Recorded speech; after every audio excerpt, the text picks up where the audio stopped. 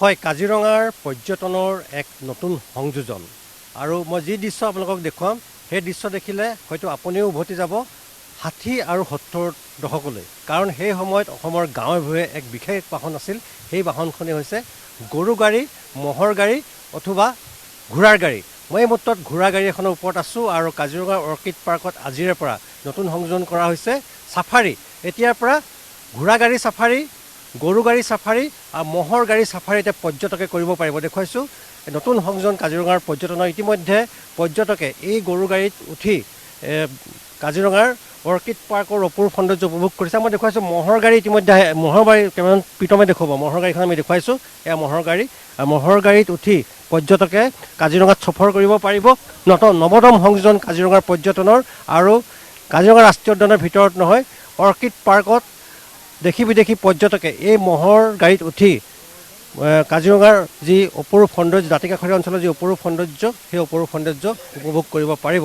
মই দেখুৱাইছোঁ এজন বিষয়ববীয়া আছে অৰ্কিড পাৰ্কৰ, আমি তেওঁৰ সৈতে কথা পাতিম। খুব সুন্দৰ সংযোজন। নমস্কাৰ, ভাল লাগিছে আজি।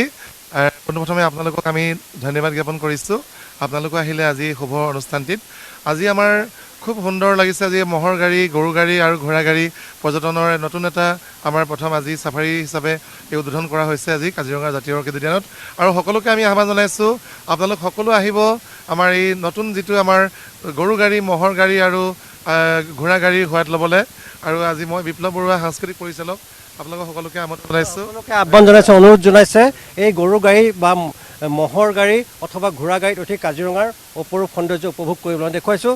কাজিৰঙাৰ পৰ্যটনৰ কেইবাখনো ইতিমধ্যে ইয়াত ঘোঁৰা গাড়ী কেইবাখনো ইয়াত সাজু কৰি ৰখা হৈছে আৰু দেশী বিদেশী পৰ্যটকে এতিয়াৰ পৰা এই ঘোঁৰা গাড়ীত উঠি কাজিৰঙাৰ অপৰূপ সৌন্দৰ্য উপভোগ কৰিব পাৰিব।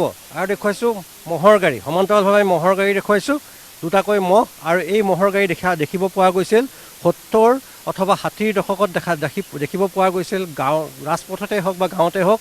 এসময়ত এই গৰু গাড়ী আৰু ম'হৰ গাড়ী অথবা ঘোঁৰাৰ গাড়ী দপদপাই আছিল এসময়ৰ ৰাজপথত। আমি দেখোঁ খুব সুন্দৰ এক পৰিৱেশ কাজিৰঙা ৰাষ্ট্ৰীয় উদ্যানৰ দাঁতিকাষৰীয়া যি অৰ্কিড পাৰ্ক, সেই অৰ্কিড পাৰ্কত ইতিমধ্যে দেশী বিদেশী পৰ্যটকে সোৱাদ লৈছে, চাফাৰী কৰিছে, সফৰ কৰিছে গৰু গাড়ীত উঠি কাজিৰঙা দাঁতিকাষৰীয়া অঞ্চলৰ। আপ কাहाँ से?